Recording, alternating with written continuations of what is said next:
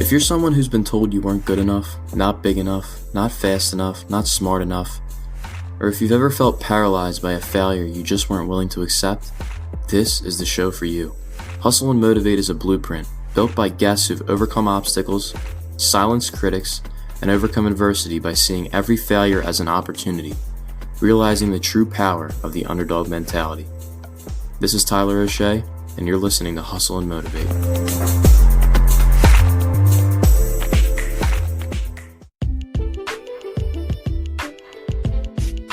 Growing up, James Perdue dreamed of becoming a professional baseball player.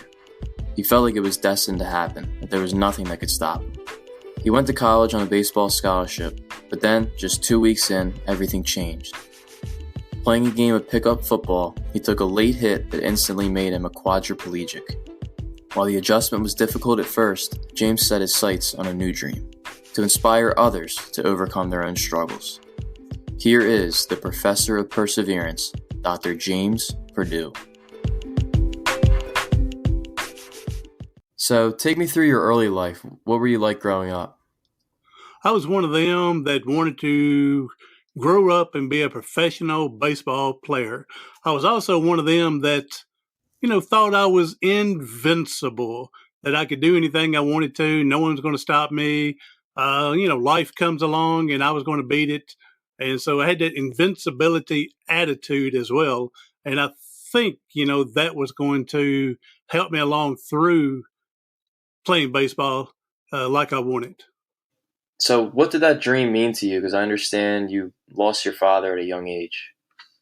The biggest thing, of course, I wanted to be able to, I love watching baseball, I love playing baseball. My grandfather got me started playing at 10 years old. And so I wanted to help, provide for my family. Like you mentioned, my father passed away when I was 16. So I was going to help provide for the family. Now, we weren't what you call poor, but we were right there on that limit. So at the age of 16, whenever our house roof would leak from a rain, I'm the one at age 16 had to find the hole and patch it. In the wintertime, sometimes our pipes would freeze, and my mom couldn't afford a plumber, so I'm the one underneath there at 14 degrees under the house trying to fix the water pipe. I was the mechanic, and so I was trying to, help provide for the family. So I tell people that, being a mother, you've heard of people way back then used to get a mail order bride, and I tell people I want to get a mail order groom for my mother. And so I didn't, buy a new house for her and a new car and give my brothers, new cars and stuff. And so, but I just wanted to help provide and also be the baseball player that people would remember. Yeah, and I understand you were a pretty darn good baseball player and you ended up going to Martin Methodist on a baseball scholarship. Can you take me through getting to school and what that was like? I did got a late scholarship to go there. I was actually going to go to another one closer to home, but then this one in Martin offered a better scholarship offer. So again, knowing that my family weren't poor, but we were next door to that poor. And so to make things easier on my mom, not have to pay as much to go, that's why I went there. And it was good. It was 2 hours away from home and things like that. But I was there for a full 2 weeks and then life comes happening. I'll tell you a great story here. Of course, I say it's great. I'm a little biased, I guess. But there's this one boy that was, I guess, trying to walk on to the team. And we were taking batting practice. And the coach got mad at the pitchers.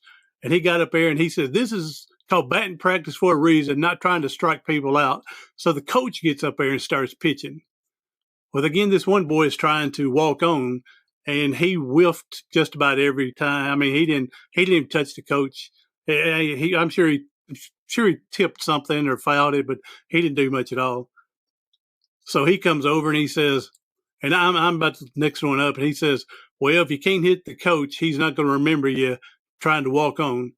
And I said, "Well, the coach, he understands everybody has a bad day every now and again. I'm sure he won't let this one day affect your trying out." So I got up there and hit. And off the coach, I hit like 6 or 7 home runs off of him, drove the ball to opposite field. I mean, I was tearing it up. And then, so I was walking away to behind the batting cage, and that other guy comes up, man, the coach, he's sure going to remember you. I said, well, I don't know. I had a bad day. Oh, man. That guy must have felt pretty bad. So walk me through what happened after those 2 weeks. I think you said it's September 11th, 1983. 2 weeks prior to my injury, it was like I was begging for something to happen to me. I got to come home. 2 weeks before, before we even went to college, I was out riding around with some friends, and we were drinking. I tell people I had one or too many Coca-Colas that night to drink. And so again, with that invincibility attitude, we were four-wheeling, so I wanted to stand on top of the roll bar and kind of surf as we're four-wheeling. And how stupid is that, right? But I had that invincibility attitude. So I got one knee up on the row bar, the other knee up on the row bar, got one hand up and getting ready to put one foot up. And about the time we hit a hole, and all of a sudden the Jeep comes to a stop, basically, and I go flying over top of the Jeep forward. My left arm hits the top of the windshield, and then I hit the ground outside on the other side of the Jeep. And I got a gash in my arm, and I got home about later on at night, and I'm cleaning out my wound and cleaning it up. And my mother makes a comment, if you don't stop doing the things you're doing, I'll have to take care of you the rest of your life. And I said, Mom, you worried too much. That was about 2 weeks before. About a week before, went to school, came home for the weekend, and we were in the neighbor's yard playing softball. And my younger brother, he was like 9 years younger than me, he got mad about something. I forgot what it was. He kind of attacking me. And I remember pushing him down. And I said, the only way you'll be able to beat me up is if I'm laying in bed or in a wheelchair and I can't defend myself. So there's two things within a week. About 4 days before, I talked to this girl I met in college, and I was telling her that how my father died and how I had to grow up fast. And I said, one day, going to be a lot of pressure put on me and something serious is going to happen. And she said, well, you have to start depending on other people. And I said, well, no, too many people depend on me. I can't do that. So the day before I got to play one college game, I was actually the only freshman that started. After the game, my mom asked if I wanted to come home. She'd cook me a meal and take me back down. And I told her, no, Mom. I said, the way things are going, nothing can stop me from getting my dream of being drafted. Said nothing, kind of like I tell people, kind of like, the Titanic, the guy says, even God himself can't sink this ship. And I tell people, well, it didn't take God to do it. That iceberg did it for him. And so here I am with the confidence nothing was going to stop me. The very next day, we're playing football. It's sandlot. It is tackle. We did not have any pads on, nor helmets, but we were playing tackle. Towards the end of the game, my team got the ball back, and I remember saying, I'm done playing for today. I need to get my stuff ready for class.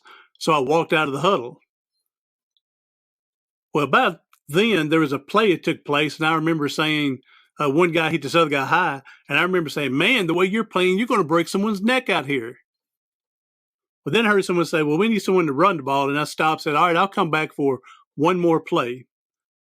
And that one play, they handed the ball off to me. I broke through the line, broke a couple of tackles, scored a touchdown, put the ball down, turning towards everyone. So it's a dead play now. It's over with, scored a touchdown.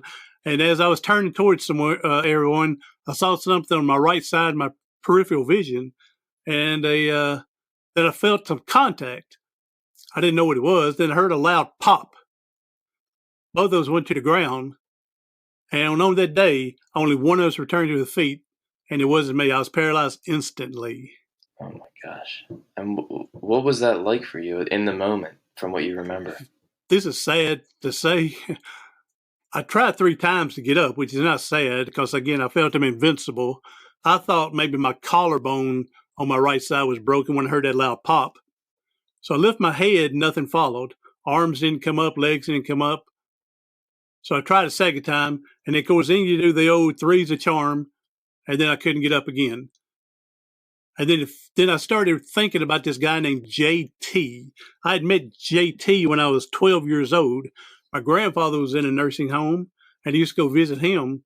And one day I went to go visit, and I heard someone holler from a room before my grandfather's to come in for a minute. So I go in there, and there's this gentleman who's in his 30s in a nursing home and had his neck broken, paralyzed from his neck down, and a nursing home from a car wreck.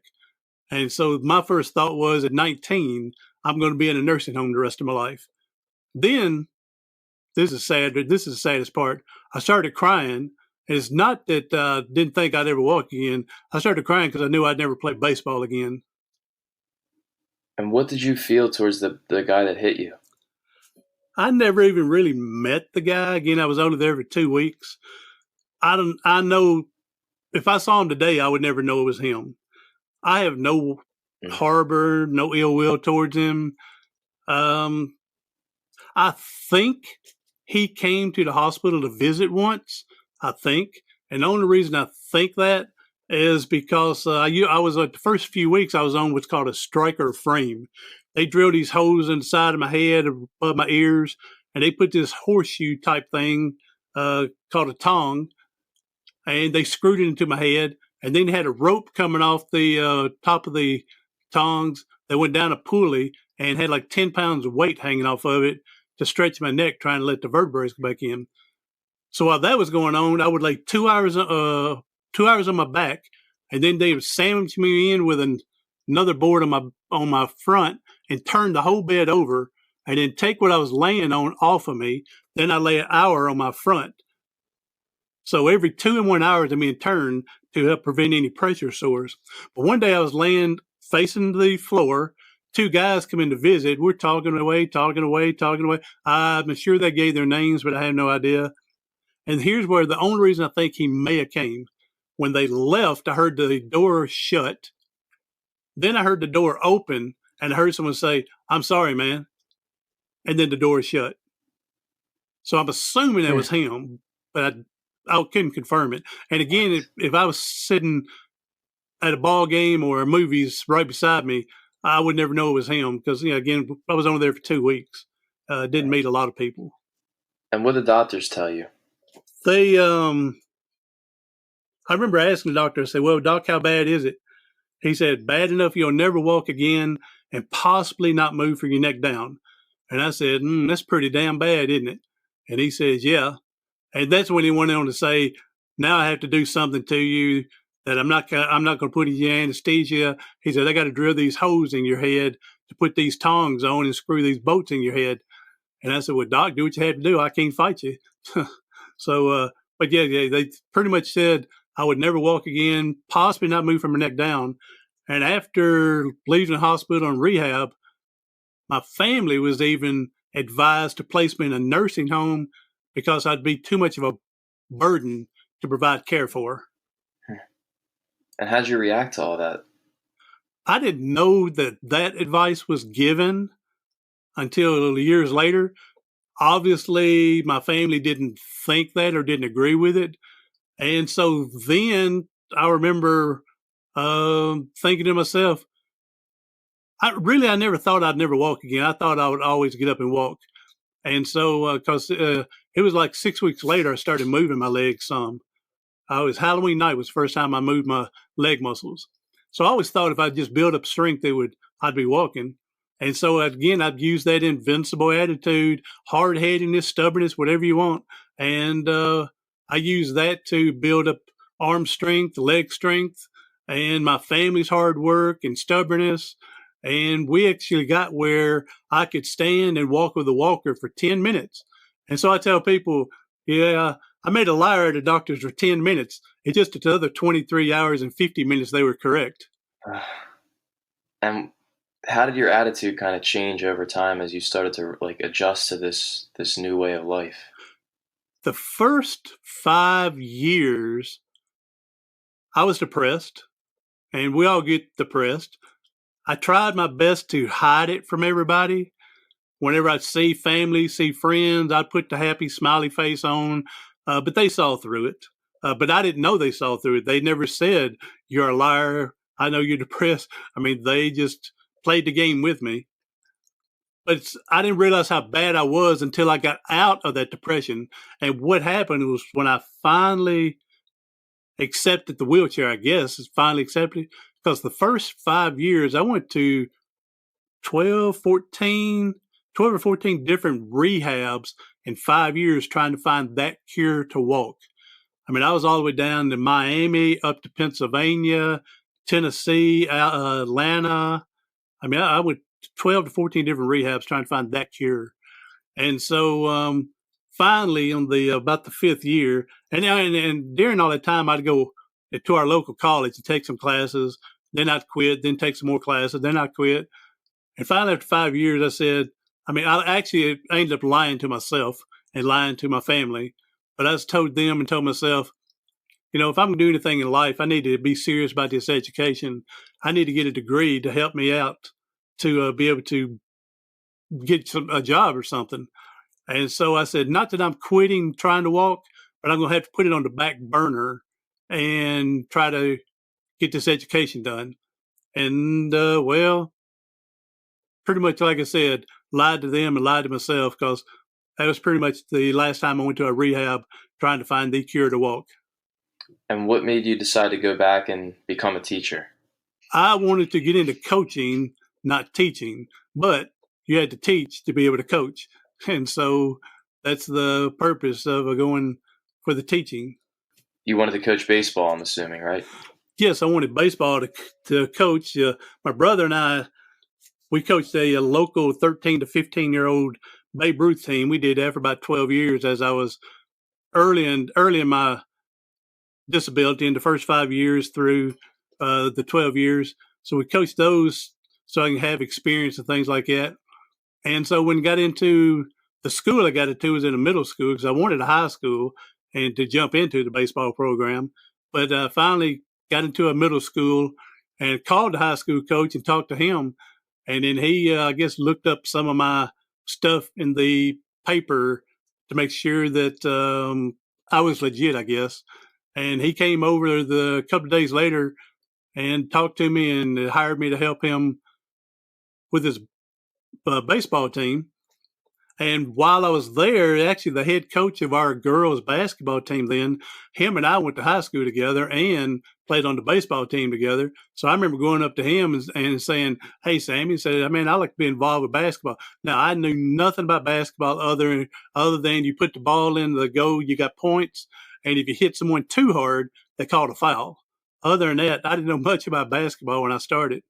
And so I said, but I can do conditioning while you're doing everything else. So that's how I got started with the girls basketball from there.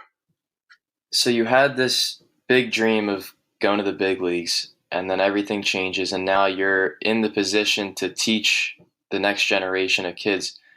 Did you have a new dream or like a new big vision for your life? My dream then, and I guess now it is to just inspire and help somebody get past their bad day. Part of my interview, when I would interview, because I went to 35 interviews, and in Tennessee there's 95 counties. I went to 35 interviews and applied to 50 counties before I got hired. It took 3 years. Wow. And so part of my interviewing technique was I would tell them that I'm hopefully that when they see that a guy in a wheelchair can come to school, then they would get up and come to school if they have a headache. So it's that was, and of course nowadays, again, I try to use my motivation and inspiration and try to go around and speak and talk. And I got a few books out and talk about overcoming adversities and helping anybody that would listen. And on your website and in your presentations, you talk about exactly that, making the best of bad situations. Can you talk a little bit about the 5 Ps that you teach? The 5 Ps, and sometimes depending on how long, if I have a short presentation, of course, we cut it down to the 3 Ps. But the main gist of it is I call it the 5 Ps of perseverance, or the 3 Ps of perseverance, and talk about one P is you have to have partners in life. And that means your family, your friends, co-workers, spouse, whatnot. You have to have a group of people that are going to be there for you to help you from there. And I tell people there's about 3 different categories I try to put people in. You got that, and this is your friends. You got this one friend that is brutally honest. I don't care. You got the ugliest thing you're wearing. You think it looks great. And you say, hey, what do you think about this? And they say, man, that's ugly. All right. That's it. But then you got these other friend that's going to beat around the bush, not be exactly truthful, but they're not going to lie to you either. They'll go, well, that may be good for you, but not for me. And so, but then I tell people, they can't believe I say this, but you need a third person in your friendship and to your partners. And this person is going to lie to you and tell you how great you are. And the only reason is because they're building their self-esteem up. They're building your self-esteem up.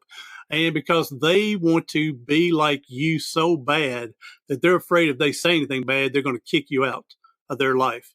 And I hate to say that, but there's people out there that want to hang on to other people and they want to build you up to keep you there, which is great. And then again, you got that very first person that's going to be brutally honest and say they're lying to you. So one of the P's is partners. Other P, stay positive best you can. We're going to have negative thoughts popping in and out of our heads, but close the door as fast as you can and think of something positive, something that can bring you back up. If it's a grand slam that you hit, pitch a no-hitter. Of course, I try to relate to other people with soccer, kick the winning goal, basketball, make the winning shot. Mm-hmm. So I try to relate to everybody. I don't think I'm just talking baseball. Score the winning touchdown, make the winning tackle. So you need to be able to think of something that's going to keep you positive. Maybe it's your children being born. Maybe you're so happy with your wife. Maybe it's a traveling experience. But whenever something negative comes in, go straight to being positive. And then let me just give you a third one, and we can hang on to the other 2 for people to look up. But the third one is I believe in power of prayer. Even if people don't believe in prayer to a God or whatnot, then think of it as going and meditating or whatnot.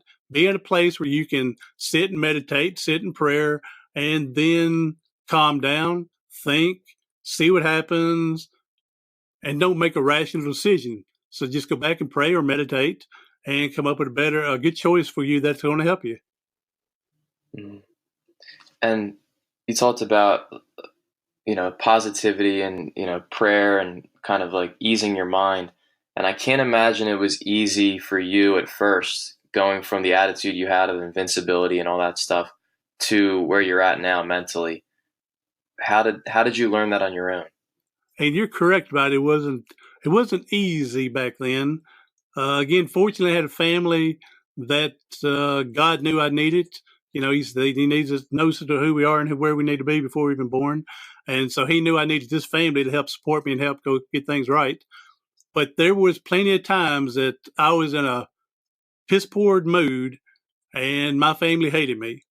And there was times that I didn't like them as well. And so there was times I went to different rehabs or whatnot just to get a few weeks away from them, to give them a break away from me.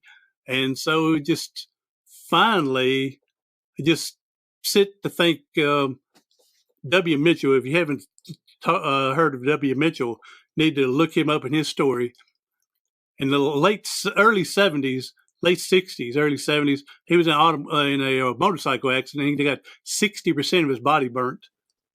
And that's include his face, his fingers burnt off, thumb burnt off. All he had was his palms like mittens, and his face burnt bad where you couldn't recognize him.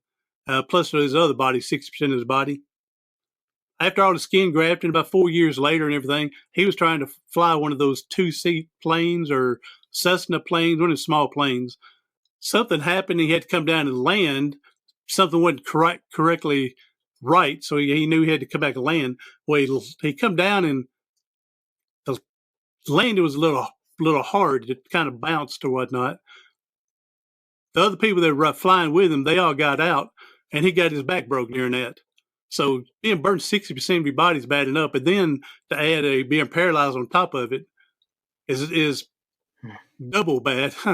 But here's where I learned from him to help with my positivity.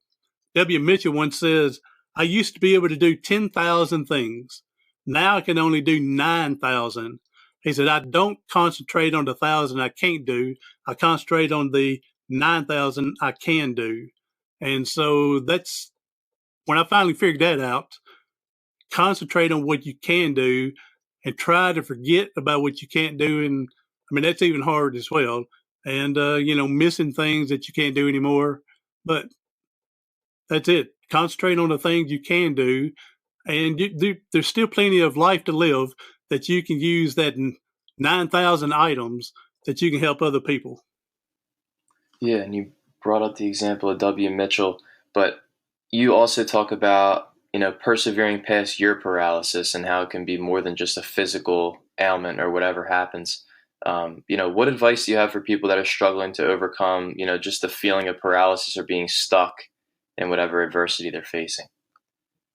Yeah, mostly when I talk about persevere past your paralysis, I've had people say, well, I'm not paralyzed in a wheelchair. No, but what has stopped you from doing what you want to do? Mm-hmm. Self-doubt has killed more dreams than other people telling you can't do it. So who are you listening to and what are you listening to? The self-doubt, the other people saying, no, you can't do it. So you need to get around, again, a group of positive people that's going to help you get through stuff. Find a group or organization that would help you that's been through something similar, and they can tell you how they did something, and you can either try or don't try and see what happens. So. And you've won Coach of the Year, Teacher of the Year. You've inspired, I'm sure, countless students and players and people in general through your work. In your career so far, what would you say is the one thing that you're most proud of? I'm most proud of those other awards. I mean, they're great to have and everything like that. But when you see a former student, and I don't teach anymore. I've been out of teaching and coaching there for a while. But when you see a student 15, 10, 20 years later, and they thank you, especially if they're one of them's the kids that used to get in trouble, and they would come up and hug and thank you that I didn't give up on them. And so I learned early in my teaching that I used to yell at kids that were misbehaving. And then I said, it hit me one day, they're immune to that yelling. They're probably being yelled at by mom and dad because they're late getting out of bed. They're probably yelled at the breakfast table. They're probably yelled at being on the bus. They're probably yelled at as soon as they get into the school building. And then when they get to my class, and I started thinking, I'm going to do things a little different. And so I started taking them that wanted to be the trouble kids, and I would move them and share my desk with me. And that way I can talk to them, get to know more about them, and learn what their circumstances are and why they're in their situation, and then try to help them get out of it, and then build trust and go, hey, I can't write on the board. So here, write this message on the board. Don't disappoint me. No, coach, I won't do that, coach. And then here they are years later, come up thanking me for not giving up on them. Wow, that's amazing. That's a really great way of looking at things. So you mentioned that you're out of teaching and out of coaching now. Do you want to tell people what you're up to now? I go around and speak and talk about perseverance, overcoming adversities. So one guy has actually dubbed me AKA the Professor of Perseverance. And so I kind of like that. So we'll stick with that some. But to go around and help people, just overcome in the workplace. What's stopping you from doing what you're supposed to move up to the next level? And then tell them my story. And so now what's your situation? Why can't you do this? Why can't you move up? Why can't your attitude change? And if you're not changing, you're staying behind. And so you got to change and adapt and change. That's part of my ABC speech. I tell people, A, you have to accept adversity. B, begin battling. And C, conquer challenges. So that's what I use as part of my speech as well. And do you do a Q&A at the end? I actually encourage Q&A whenever they have it. I get worried that someone's going to forget a question or don't write it down and forget. And so I encourage them, if it pops in your mind, raise your hand. Let's discuss it, because I get back on topic my story as we go along. And so I encourage them, interrupt me, take care of it now. Yeah. So is there any questions that you've been asked lately that were pretty interesting that you want to share? Because the Q&As, I mean, people always, I don't know, I feel like they have some weird questions sometimes, or interesting stories. No, they're the ones I get to. Yeah, I don't know any that really stand out. They're all pretty much, I don't know if I could do it, if you could do it. And then I'm going, well, you're not put into a certain situation. We don't know how strong we are until we're put into a situation. I mean, I would have never bet that I would have done as much as I've done. I would have never bet on that. And we're also, as we're growing older, we're being prepared for what's coming ahead of us. And why do I think and say that? I was, again, going to the nursing home at 12 years old, and my grandfather was paralyzed on one side, amputated on one side, and helped taking care of him. And my family helped take care of my grandfather. And so we knew what to do with me because we'd already been prepared 7 years earlier, taking care of him.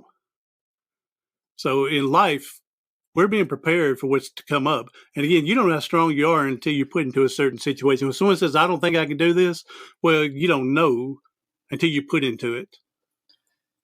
Yeah, that's very true. And that's kind of going on the theme of what we're all about with underdog stories and overcoming adversity. I mean, like you just said, do you think that, the harder things get for you, the tougher you become, or like that your adversity and your struggles make you a stronger person? I believe it. Yeah, I believe it's just overall it's made me stronger. I've learned to, again, sit back and either meditate or prayer and just stop and listen and just jumping into something. I used to, again, being that invincibility person, something would happen and I'm ready to go after it head on, which is not a good thing sometimes. And so, yeah, and a lot of times now in these big championship games, I may root for the underdog just because they're the underdog. Mm-hmm. And are you a baseball fan? Do you follow the MLB? They lost me about 1994 when they went on that strike, and they were wanting more money. And don't get me wrong, if I was playing, I would be saying I want more money. But since I'm not playing, I'm thinking at that time $10 million is not enough to live off of. Of course, now they're making hundreds of millions of dollars and 70 million, and so they pretty much lost. And I'll watch the All-Star game tonight, and then I'll watch the playoffs and World Series. But just to sit and watch a game on TV, I don't do that very much. Mm-hmm. Is there any sports that you do follow? No. Again, even basketball, I'll just go in for the championship games or the playoffs and stuff like that. The NCAA, big March Madness, and love rooting for the underdogs on those. So before we wrap this up, and James, thank you so much for sharing your time with us. Do you want to tell people where they can find you? Well, thank you, Tyler, for giving me this opportunity to be here. And so the biggest way, two things, as I mentioned earlier, I've been dubbed as the Professor of Perseverance. So you can go to my website, professorofperseverance.com, and love for you to go to my YouTube channel, and you can click on and find some inspiration, hope, and motivation, and just simply go to YouTube and Professor of Perseverance. If this conversation added any value to your life or taught you something new or helped you think about things a little bit differently, you don't have to subscribe, you don't have to leave a review. All I ask is that you just tell one friend. We don't care about the numbers, we don't care about the stats and all that stuff. What we do care about is impacting lives. And by telling someone about the show, you're helping us do that. So thanks for tuning in, and remember, Hustle and Motivate is brought to you by JokerMag.com, the home of the underdog.